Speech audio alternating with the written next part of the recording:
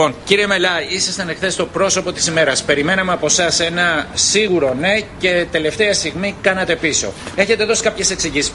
Πώς σήμερα, η επόμενη μέρα, η δεύτερη σκέψη που έχετε κάνει για αυτό το όχι που είπατε χθες, πώς το κάνετε? Εγώ υλοποιώ αυτά τα οποία έχω πει από καιρό.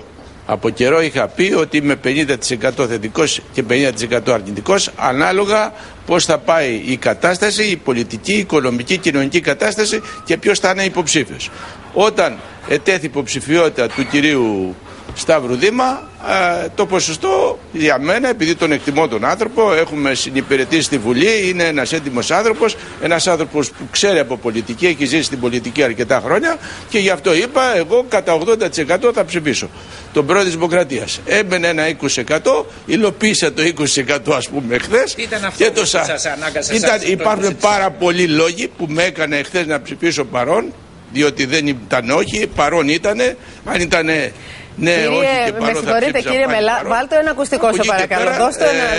Δώστε στον κύριο Μελά ένα ακουστικό σε παρακαλώ, Αντώνη, για να έτσι να έχουμε μια επικοινωνία. Κύριε Μελά, γεια σας, τι κάνετε? Έχετε... Ναι. Κύριε Μελά, μας ακούτε? Θα ψηφίσω, έχω πει ότι είμαι σε θετική κατεύθυνση να ψηφίσω ο πρόεδρος της Δημοκρατίας στις επόμενες εκλογές, ψηφοφορίες. Ο κύριος, μισό λεπτάκι λίγο κύριε Μελά, ο κύριος Δήμας σας αρέσει ως επιλογή, στο πρόσωπό του δεν έχετε αντίρρηση. Είπατε για πρόεδρο, τον εκτιμάτε ιδιαίτερα. Τον εκτιμώ ιδιαίτερα. Είσαστε επίσης υπέρ της εκλογής Προέδρου της Δημοκρατίας. Αυτό το 20% πώς το εξηγείτε, δηλαδή τι εννοούσατε?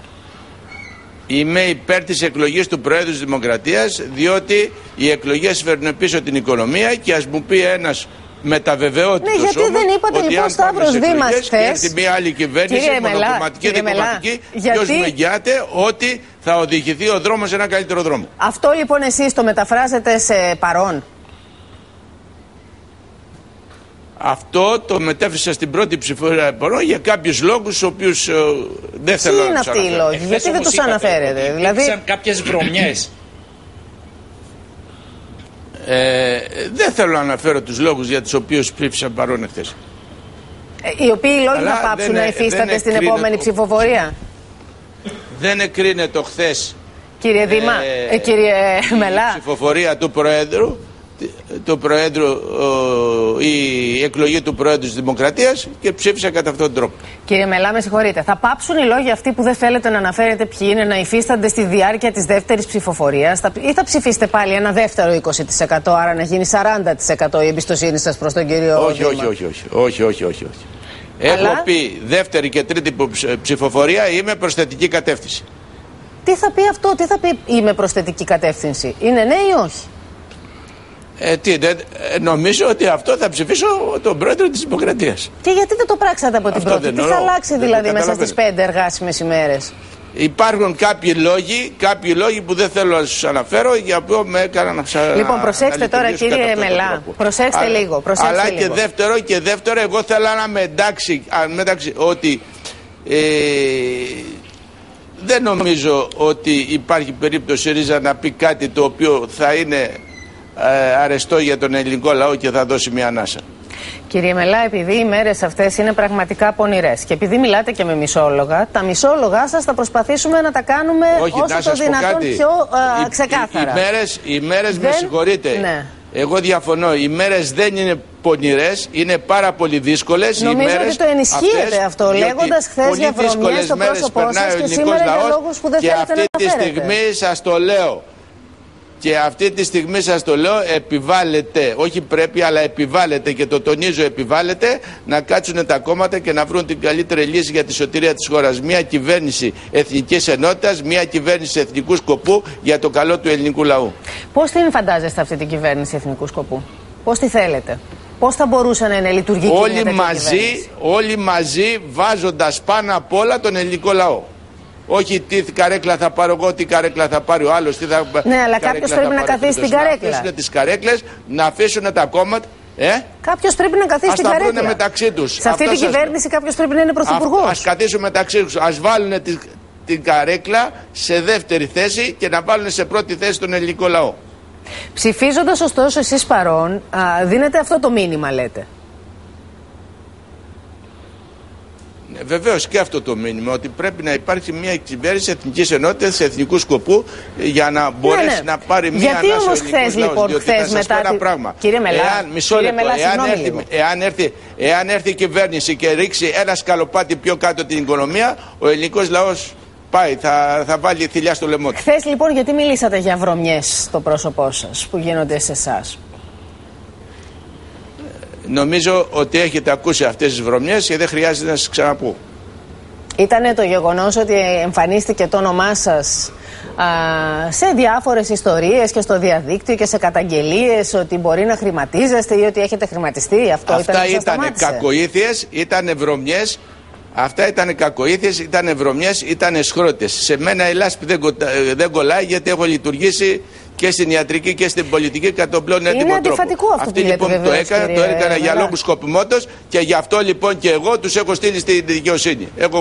Έχω κάνει παρέμβαση, δηλαδή μηνυτήρια αναφορά στην εισαγγελία του Ορείου Πάγου, και θα ελέγξει τα θέματα σε βάθος. Άρα κύριε Μελά, δεν ήταν αυτή η ιστορία που σας ανάγκασε να ψηφίσετε χθες παρόν, που σας έκανε να ψηφίσετε χθες παρόν? Ήταν άλλη. Αφήστε το παρόν το χθεσινό, το παρόν μπορεί να οφείλεται και σε άλλους λόγους. Μήπως ο κύριος Μελάς συζητά με άλλους βουλευτές για το τι θα γίνει στη δεύτερη και στην τρίτη ψηφοφορία? Κύριε Μελά, καλημέρα σας. Όπως είπαμε ότι αυτό εμείς δεν θέλαμε, αυτοί είπανε όχι, λέει, θέλουμε να γίνει. Και εμείς μετά είπαμε όχι, λέμε δεν θα γίνει, θα γίνει αυτό πάλι νέος διαιτητής για να οριστεί, για να ξαναγίνει. Μπορεί να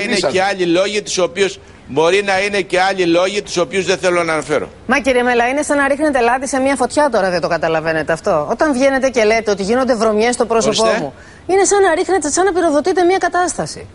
Όταν υπάρχουν τόσα σύννεφα γύρω από την υπόθεση αυτή και εσείς βγαίνετε και μιλάτε με μισόλογα, ενισχύετε μια παραφιλολογία, αφήνετε τη φαντασία ελεύθερη. Μιλάω με καθαρά λόγια. Μισό λεπτό. Καθίστε. Αυτό το οποίο έγινε προημερών βεβαίως ήταν βρωμιά, ήταν εσχρότητα, ήταν κακοήθεια, ήταν εσχρό ψέμα. Και σας σταμάτησε. Να με σταμάτησε σε τι? Εσείς θα μας πείτε. Δεν σας σταμάτησε από το να ψηφίσετε Σταυροδήμα όπως θέλατε? Όπως το κάνετε στην επόμενη ψηφοφορία? Δεν τα μπερδεύετε συνέχεια αυτά τα πράγματα. Υπάρχουν και άλλοι λόγοι. Μήπως, κύριε Μελά, μήπως συζητάτε με τη Νέα Δημοκρατία? Όχι, δεν δέχομαι επιθέσεις. Δεν δέχομαι καμία επίθεση. Αν την επόμενη εβδομάδα δεν με ενδιαφέρει. Θα ψηφίσω. Οι οποίοι σας επιτεθούν θα ψηφίσω πρόεδρο Δημοκρατίας. Ξεκάθαρο. Γιατί δεν λέτε Σταυροδήμα και λέτε πρόεδρο Δημοκρατίας? Πιστεύετε ότι μπορεί να είναι άλλος ο υποψήφιος στην επόμενη μισό λεπτό, εντάξει, το Σταυροδήμα είναι. Να το λέτε καθόλου. Δεν είναι προς Θεού αυτά τα πράγματα. Το Σταυροδήμα. Εγώ σας έχω πει, το Σταυροδήμα το γνωρίζω από χρόνια. Έχω με συνυπηρετήσει στη Βουλή πριν από χρόνια. Τον εκτιμώ, είναι ένας έντιμος άνθρωπος. Ένας άνθρωπος με πολιτική εμπειρία μεγάλη, και πιστεύω θα λειτουργήσει για το καλό του λαού. Κύριε Μελά, μπορώ να κάνω μια τελευταία ερώτηση πριν σας ευχαριστήσω? Δέχεστε πιέσεις το τελευταίο διάστημα? Επικοινωνούν μαζί σας, θα μας πείτε ποιοι, και σας πιέζουν να πράξετε το ένα ή το άλλο? Δηλαδή, πού να ξέρουμε, κύριε Μελά? Εγώ δεν πιέζω. Ό,τι και να μου πούνε, ό,τι και να μου πει ο καθένας, εγώ λειτουργώ με τη δική μου συνείδηση. Ναι, αλλά σας λένε εσάς? Το ξέρετε ότι είμαι γιατρός. Έβαζα πάνω απ' όλα τον άρρωστο ως γιατρός. Ως πολιτικός βάζω πάνω απ' όλα τον ελληνικό λαό. Δεν λέω αν σας άλλαξαν κάποιοι τη γνώμη. Λέω αν δέχεστε πιέσεις να αλλάξετε γνώμη. Όχι. Δεν με ενδιαφέρει, και όποιος θέλει να πιέσει, ας πιέσει, αλλά εγώ θα λειτουργήσω σύμφωνα με τη δική μου συνείδηση. Ναι, αλλά καταλαβαίνετε ότι αφήνετε ανοιχτό αυτό το, όχι παράθυρο, μπαλκονόπορτα, να δέχεστε τέτοιες πιέσεις με την απάντησή σας? Για την απάντησή μου να δέχομαι πιέσεις? Η απάντησή σας, λέω, μας κάνει να εννοήσουμε ότι δεν αποκλείεται να δέχεστε πιέσεις. Όχι. Δεν δέχομαι καμία πίεση. Μάλιστα. Και δεν λαμβάνω υπόψη μου αν υπάρξει πίεση. Μάλιστα.